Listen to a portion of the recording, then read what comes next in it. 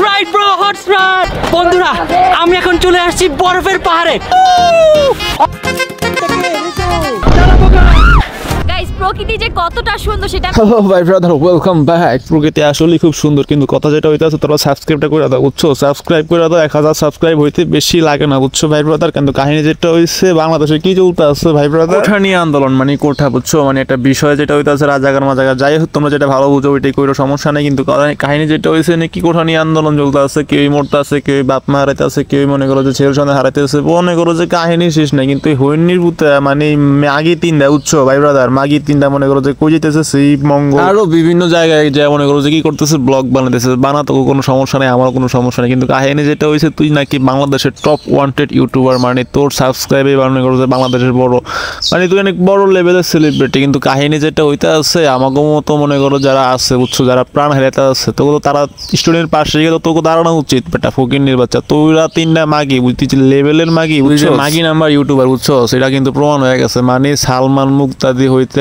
আরো 4 জন আছে মোট, ওই যে কাফি ভাই আছে, আরো যারা যারা আছে, বুঝছো? মনে করো যে সবাই গেছে, 4 জন মিলেও তো গেছে। ওই যে তোর মনে করো যে ওমর রেনিয়া, মনে করো যে বাংলাদেশের মনে করো যে সবারই মাথায় ব্যথা, বুঝছো? ছাপড়ি মাপড়ি কোয়া, মনে করো যে ওমর অনেক কথাইছো একসময়, কিন্তু ওমরও তো গেল রে ভাই। কিরে, ওমরও তো গেল, ওমরও তো যায় মনে করো যে কোঠা আন্দোলন বিরোধী যা যা করা দরকার, মিছিল মিটিং এ যোগ দিছে, মনে করো যে মিছিল করছে, আন্দোলন করছে, ভিডিও করছে, ছাড়ছে, পোলাপান মিলা, তো হেরাও তো গেছে, কাফি গেল।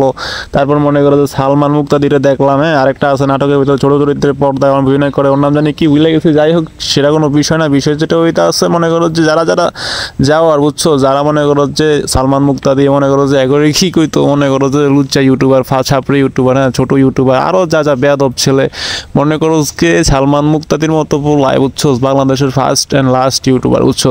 ওই মনে করো কি গেছে, আন্দোলনে গেছে, আন্দোলন করছে, বুঝছো, আন্দোলন করে দেখাইছে।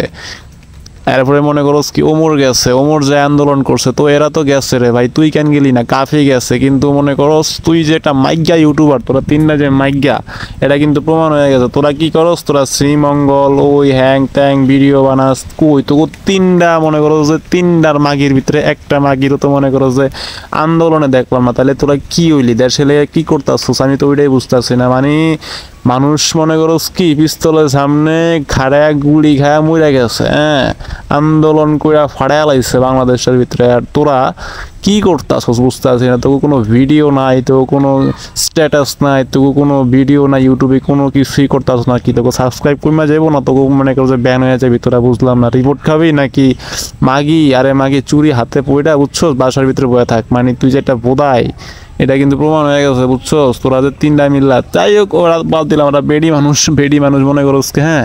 ও আচ্ছা, আরেকটা কথা ভুলে গেছে, সাফা কবিরও নাকি দেখলাম মিছিল মিটিংয়ে আইলো, দেখলাম সাফা কবিরের মতো মেয়ে, হ্যাঁ, একটা মেয়ে মনে করো যে এক আমলে নাকি আল্লাহ বিশ্বাসী না, অনেক কথা বলছে। যাই হোক, সেটা নিয়ে মাথা ব্যথা নাই।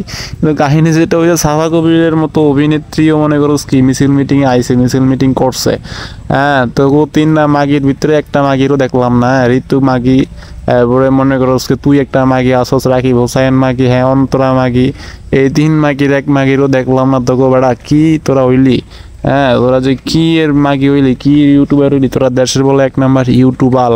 তো কি করতেছ দেশের জন্য, কি করতেছ ছাত্রদের জন্য? আমি তো এটাই বুঝতে পারছি না রে ভাই, কি করতেছ তোরা? তো কোনো ভিডিও নাই, হ্যাঁ। একটা মানুষ আন্দোলনে যায়, আন্দোলনে গেলে কি হয়, মানুষ তো কিছু বুঝতে নাকি?